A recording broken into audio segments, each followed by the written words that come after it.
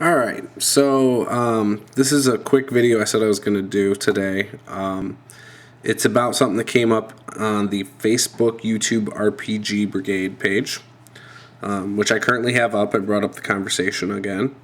And one of the things that, one of my pet peeves is when people act like there's only one way to play a tabletop game. I've talked about it in other videos, and that's kind of what this is about, but I'm not attacking the person. I'm just attacking the thinking, because we went back and forth, and eventually they agreed that maybe there's a place in role-playing for all different styles. And that's all I was going for anyway. But one of the things he had said was, it's more important to him. Well, the person was David Daniel Ducker, in case you guys are wondering. I don't think he would mind me throwing his name out there. He's from Ontario. He wrestles. He's a big advocate of role-playing and things like that. I've talked to him personally, not through public means of back and forth, and we got along pretty well. I think I come from a more laid back background about things, more willing to try a lot of different styles and things like that, like play styles. And I think he's more opinionated in the sense of that role playing. I don't know how else to really word it, but I think most of you will understand kind of what I'm talking about. By the way, this is probably going to be a pretty long video. But one of the things he had said was, he kind of was derogatory towards power gamers and tactical war gamers rather than role players. And I thought that was kind of unfair. Obviously, his style is the roleplay style. Whereas I actually think there's a place, depending on what game you're playing, if you're using miniatures and that, I think that there's a place for tactics. The thing that bothers me with this, though, before I go too much into this, is when there's tactics involved, I dislike when players are telling other players how to control their character. That bothers me. It drives me nuts at a table when someone's like, well, you should do this.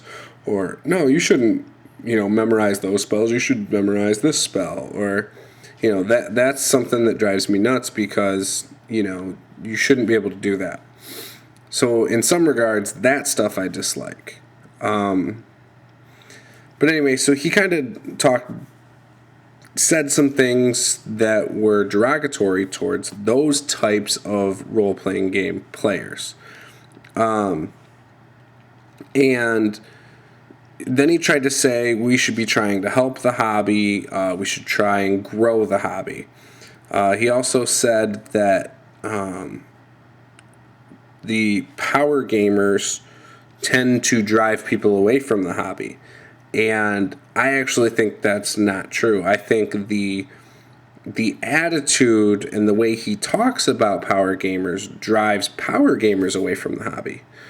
And I think, from my experience with people who have played,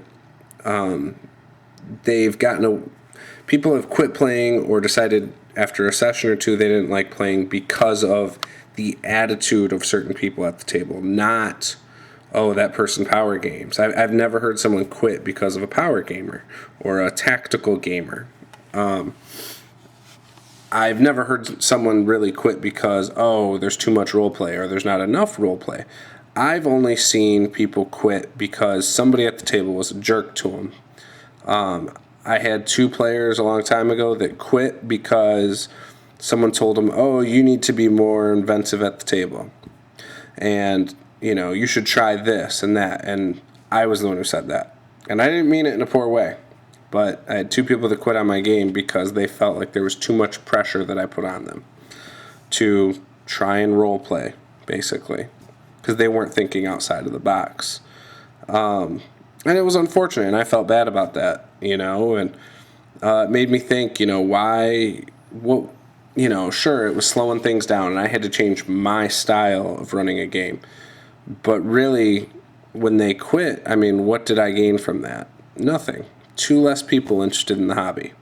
It was my sister and her husband, but and we had played a few times, and they just didn't want to play in more of my games.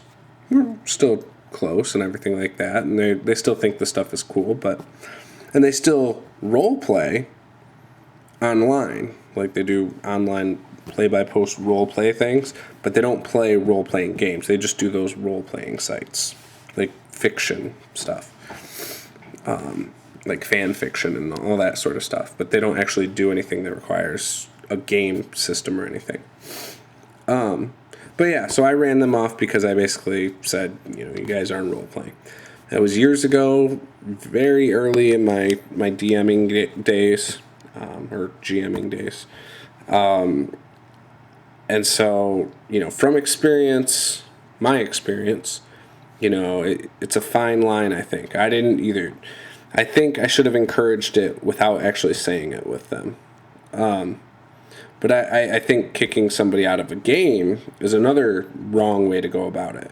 And one of the things David had said was that, if he sees that someone's a power gamer and they're not into the role playing, he's going to boot them after a few sessions because it bothers him and it ruins the time for everybody. And that might be true for his group, but I still think there's room in this hobby for those people. In fact, I bet, a good majority of the people who are spending money on books and all of that are those types of people. I don't know percentages or anything like that, but I've met quite a few people who are optimizers, and I haven't met a ton of people who are big into the role play. So again, that's just my experiences with it. Now, he had said in one of his posts later on that we should be teaching new players how to role play before we teach them any mechanics or crunch. And I don't agree with that either. He had said that, you should teach them basically that, you have to have a background for your character and all this stuff. And I think it's hard, if I was a new player, to sit down at this game and you did not let me know, give me a book, here's a book to look through, see what different options are in there. And I just had to come to this game with the background of what your game is about and make a character concept. I feel like I would be limiting myself. If I go to sit down for a Rifts game and I'm told, it's a post-apocalyptic world that plays on racism, it's got robots, humans, magic. Okay.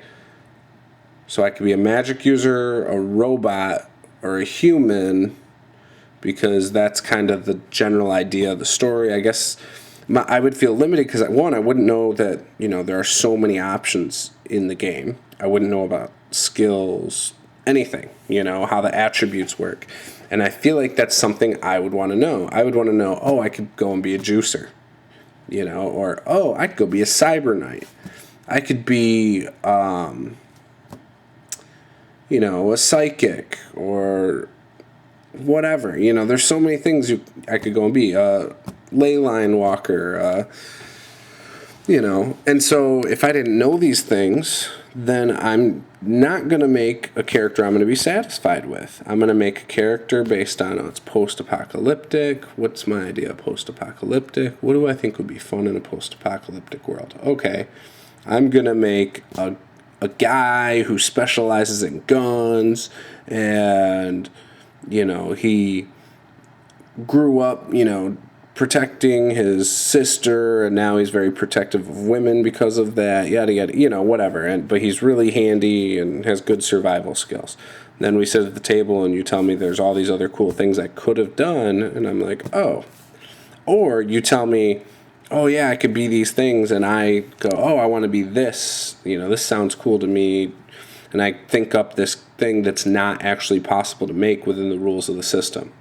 Like if we're playing a superhero game and I say, oh, I want to play a guy who's like Superman, only he has claws instead of his lasers out of his eyes or something. And maybe mechanically in the game that's not possible, you know? And so I wouldn't know, and as a GM, sure, you might bend the rules for me because it's my concept, but still, I'm limited based on what I don't know about the system. And I think one of the great things about role-playing games is when you know a system, or you know at least how to make a character, there's really no limitations with a tabletop role-playing game.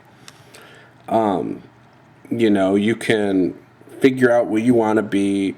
You might be able to compromise certain things, be like, hey, I know I get this, but I really want this that I am not allowed to get. Can I get rid of that to get that? And, you can at least negotiate some things in your character creation sometimes. For me, if I think something makes sense in a game, I usually allow it. I don't like to be restrictive just for the sake of balance. I don't care about balance at my table. That's why I think I'm okay with if I have a power gamer who optimizes at my table and I have somebody who's, a role player and likes to have flaws to their character. I'm pretty relaxed on types of players I have, as long as they contribute to the game. And I've learned how to deal with these things over the last few years, probably the last 5 years. Yeah, so he had said, that's what's important. And I had said, well, that doesn't make sense because then you would want acting classes for your new players before they ever buy a book. And he thought that was a great idea. Personally, I don't think that's a good idea. I think the players should look through the player's book, maybe for only a few minutes or whatever, but they should kind of have an idea of how things work. Something that kind of bothers me a little bit too when I'm playing a game, and not so much, and this is with new players, it doesn't bother me too much with, the first session or the first couple of sessions, but when we've been playing for 5 hours at a time and we're 10 sessions in and you're still asking, so I hit with this weapon, what die do I roll? That drives me nuts. Oh, no, it doesn't really drive me that bad, but it's a little bit of a pet peeve, a tiny pet peeve. And, and that's not even so much knowing how a system works, that's just knowing how your character works. So that's one of the things that kind of can bother me. And, I don't know. I just think that the attitude of I'm going to boot this person from my game because they don't role play enough or they don't role play correctly or they're not a good role player is a terrible reason to boot someone from your game. All you're going to do is make that person feel like they're not good enough. You're going to make them not want to come back to the hobby because they're going to think this is how, everyone who runs a game is. They're going to think, well, that guy's a jerk. I don't want to play in his game. And that's not what you want. You don't want bad PR, basically. Especially if you're saying that you're trying to grow the hobby and all you care about is the hobby. Because what you're doing by pushing people away from the game is you're hurting the companies that make these games. Less people that play the games, regardless of style, the less money they make. And the less money they make, the less people they can afford to hire to make more products. I know some, gamers out there just use the core books. Okay, cool. That's fine. You probably have more than enough information in that to play a game for years. And that's fine. I don't have a problem with people doing that. But at the same time, you have other people who buy all the books. Those people are more beneficial to those companies than the person who buys one, from just a financial standpoint. Obviously, there's other things you can do in the hobby to help it, like bring new players, go and run games at your conventions, and, do your own products or whatever, But the thing that helps the hobby is, and the way it's measured, is by the number of people and the amount of money made, not how many people are good RPers, and as much as we want, I think we all want what's best for the hobby. Some people, I think, want what's best for themselves personally. And David, I think you kind of want that. You want everybody to play your way so you can always have a great time. But, my wife, for example, doesn't like drawing up a backstory. She likes to say, oh, I want to play a druid. She makes a druid. That's kind of how she did with their second edition game. She loves role-playing games. She loves playing with us. But she's not the kind of person who's like, I need this storyline and I need this background that explains every single ability I have.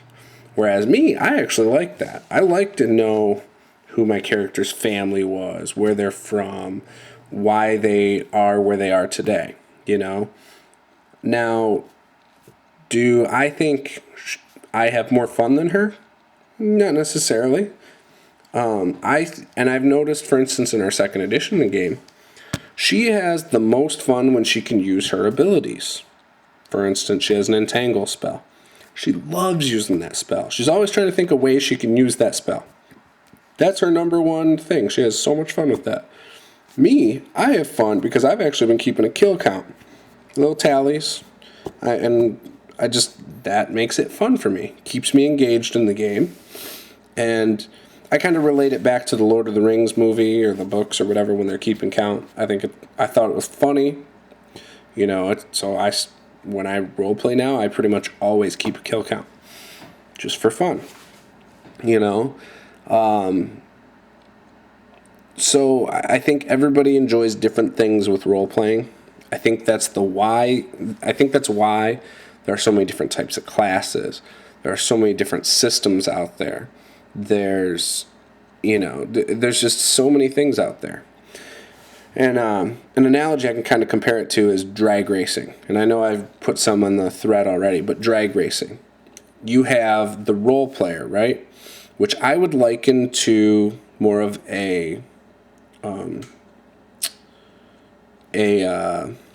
it's not a drag racer, but to more of a autocross racer or a drifter. Someone who, where it's more user skill, right? And then a drag racer I would compare to the optimizer, the person who wants the fastest car. Now, obviously, there's skill involved in drag racing, but my point is that it's more reliant on the car than the person. Whereas autocross, while it still depends on the car, is more about the user's ability, or driving ability, than it is the car. Obviously, both things still matter, but the amount they matter is different. So that's kind of what my comparison is in this case. We have you, who cares more about the autocrosser, and then you have other people who are going the other way, who are more about the drag racer. So, different strokes for different folks. There's not one way to play Skyrim, for example. Some people want to just beat the game. Other people want to do all the side quests. Some people want to optimize their character, which is why you have videos out there about maxing out your damage and all this other stuff.